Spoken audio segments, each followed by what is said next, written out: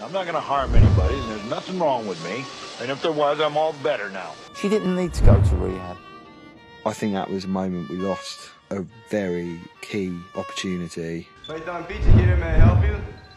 King Koopa here. Oh, yes, sir. I'd like the Koopa special.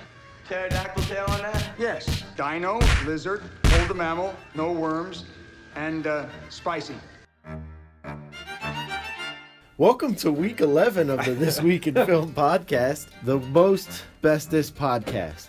Yeah. Bestest. I had no faith that we would make it to double digits, so this is amazing. Neither Very did impressive. I. It's pretty great. I mean, this is pretty great. We've come a long way. The voice you just heard was of Charlie Chester. Hey, what's going on, guys? And Ray Radominki. Hey, what's up? Charlie, you're back. Yeah, I'm back. And Ray, you're coming back for your second episode. Yeah, happy to be back. All Thanks right. for having me. We're all Appreciate that. excited for another week of film conversation. It'll be a great show. Ray, what'd you see this week? I saw the documentary Amy, directed by Asif Kapadia. Documentary about Amy Winehouse, who died at an early age. And yeah, the movie just chronicles her life from when she started out as as an aspiring singer. And Tyler said, my friend Amy sings jazz and she's great. And growing into, what she became. And the Grammy goes to Amy Winehouse. She was one of the biggest stars in the world for, a short period of time. Mm-hmm.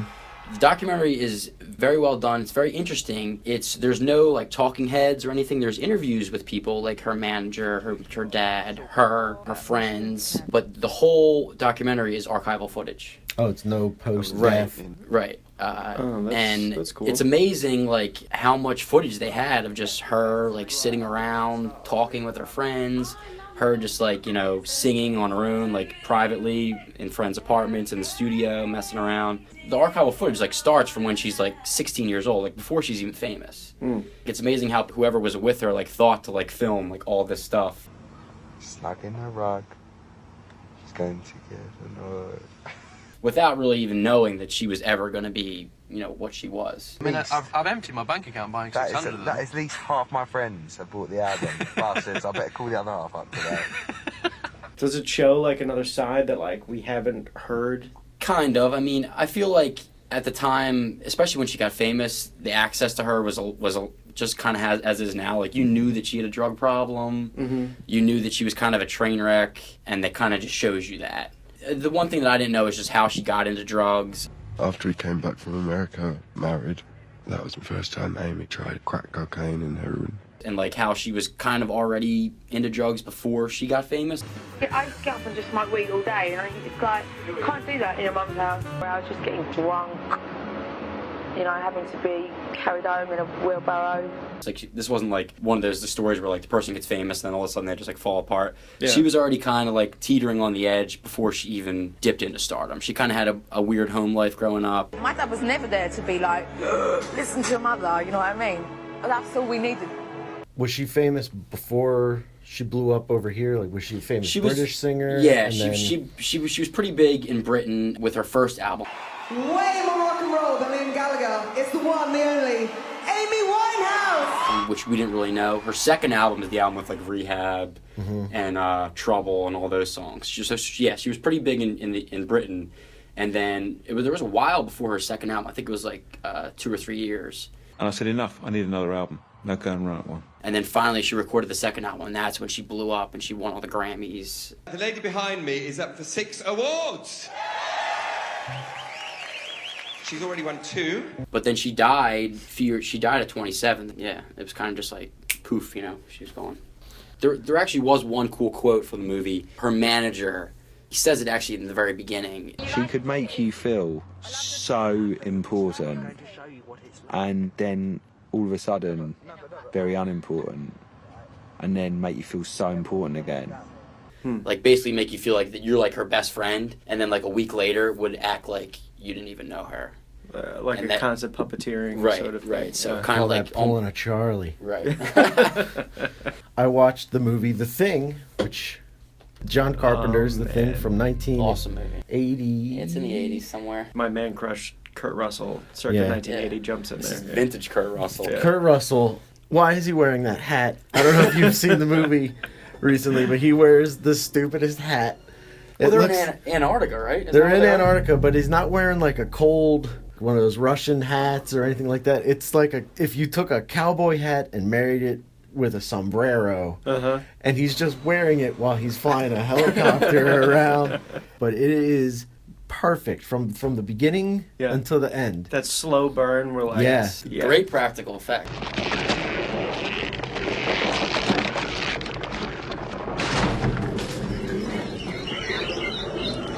Oh my God, they're so cool. Especially for like 1980. Yeah.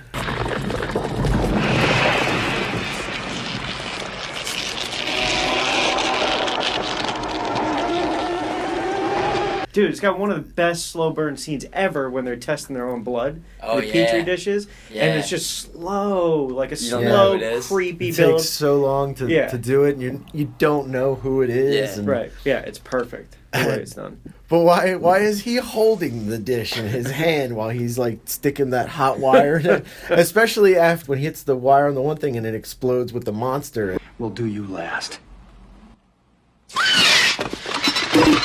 Right. Why the next one he goes to test, he's still holding it right next to his face while he's doing everything Kurt Russell does in the movie is dumb. Windows found some shredded long johns, but the name tag was missing. They could be anybody's. Right. Doesn't matter. Doesn't matter. They're just there, And then the one thing I always thought about too, watching the movie, sometimes they're outside for like long periods of time, and it's got to be like, it's really cold in Well, that's why you wear your stupid hat. It keeps your ears warm. But sometimes when I'm watching, I'm thinking like, they're gonna die of like frostbite if they're outside for more than like 20 minutes. Some of the visuals in that, I remember like the trailer when I was a kid, like of him just lighting the flare, just like all that stuff, just visually. Anyone messes with me and the whole camp goes. It's a good movie, man. I mean, perfect amount of people to sacrifice. Right. First goddamn week of winter. Without being so many, you don't care about any of them. The head that falls off of the body, like it melts off the body and then it grows legs. It's so creepy. It's so creepy.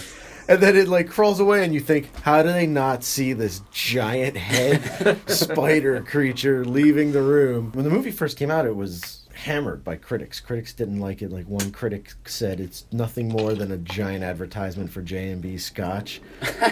And I guess they drink that a lot in the movie. Yeah, that's all Kurt Russell drinks. Yeah. He drinks J&B Scotch and original Coors. Yeah. But with the power of hindsight, you get to watch it over and again. Yeah, I love that flick, man. Yeah, that's a good choice. And Charlie, what fresh hell do you have for us today? Oh, come on, Nick. No, I wouldn't do that to you. I swear to God, if you say Superman 4. I tell you, I'd write a letter to that would do some good. Who, Santa Claus? No, Superman. Well, so Batman vs. Superman came out this week. Right. So I was like, okay, so maybe I'm going to watch a superhero movie this week. And I found the perfect superhero movie to watch. Super Mario Brothers. God damn. 1993 with John Leguizamo and Bob Hoskins. Luigi. And it is amazing.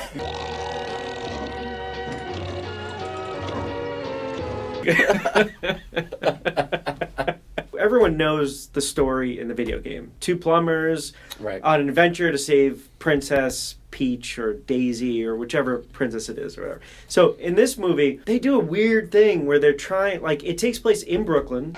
You know, a lot of girls have been going missing in Brooklyn lately. Wow, there were dinosaurs in Brooklyn?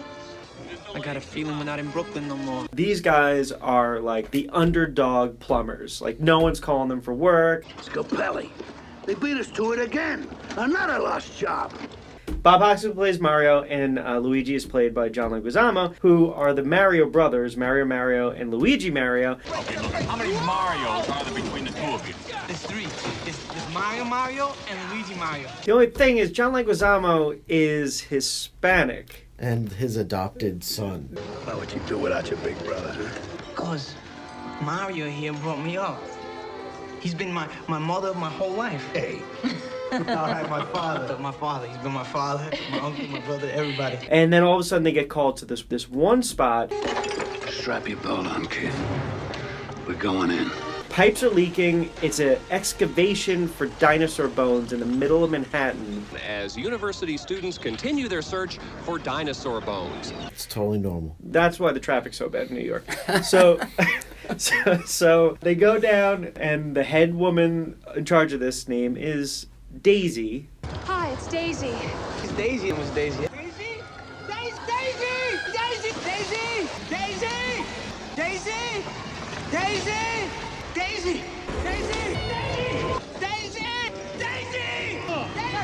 Princess Daisy. Daisy? Daisy. Daisy. Daisy. Daisy. Princess Daisy. It's Daisy. Daisy. Daisy. It's Daisy. The Daisy. Daisy. Princess Daisy. Daisy. Daisy. Let's go get Daisy. Daisy. It's Daisy. Daisy. What? Daisy. Daisy. Daisy. Daisy. So you're like, okay, all right. So they found their princess, and they get like sucked into this portal. Dennis Hopper plays King Koopa. That Koopa clown? I totally forgot Dennis Hopper Makes was even in this no movie. sense. He holds his arms up like Mr. Burns a little bit to say that, like, you know, he came from a T-Rex or whatever, but like that's about it. King Koopa wants to rule all of Earth. Like, I don't understand, like, why they don't just go through the portal and just come to Earth. Why do the dimensions have to melt? The rock is a piece of a special meteorite which was chipped off upon impact 65 million years ago. Yeah, so see, once this rock is reinserted into the meteorite, our two dimensions will reunite and will become one. And our cousin Koopa shall become ruler of both our worlds. I don't get it. Why didn't you just go through before like you planned? Why are you fool? It's been sealed off for years until someone on your side blasted it open again. He's creating his minions, which are like these little reptile men with like huge dudes with like little reptile heads. The Goombas. The Goombas. Look just like they do in the video game. Yeah, right. Did they, in the video game, portray... Let me just say no, they didn't. The king... No matter what you're going to say, no, it wasn't in the game. As a drippy anus coming from the ceiling. No, that's not in the game. No, that's not for the game. So, yeah, I totally recommend this movie to you guys to watch. Everything about that movie was a disappointment. Yeah, Yoshi gets stabbed in the neck for no good reason. And, like, no one dies in the movie. They talk about killing each other, but no one dies. Koopa's gonna kill us if we blow it again. He's gonna kill us. He's not gonna kill us. He's not that nice. I'm gonna kill him! No, you're not gonna kill him. Not if I get there first. I'll kill that plumber!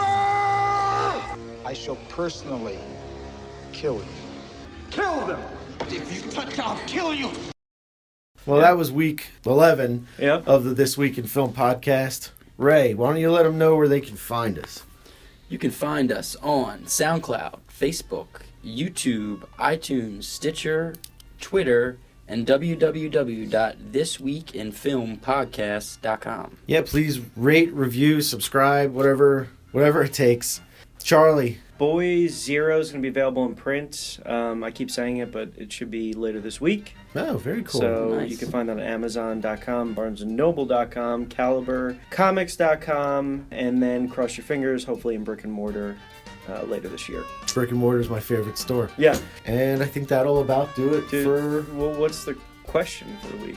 Ray, yeah. What's your Ray's... Shit, I didn't look up any of the responses from last week. I was excited to hear some of the responses. We got a bunch. Matt says his favorite Val Kilmer movie was Tombstone. Mm-hmm. Nice. Scott says Top Secret's his favorite Val Kilmer movie. Chibi Foz says Kiss Kiss Bang Bang. Another Matt says Batman Forever. Joe says Top Gun. And Chuck says Tombstone as well. Ray, what's your Ray's random request for this week? What is your favorite movie based on a video game? Oh, that's a good Very one. good. There's a lot of good ones out there. There's also a lot of bad ones out there. All right, well, thanks a lot, everybody. We'll see you next week. Later. Later.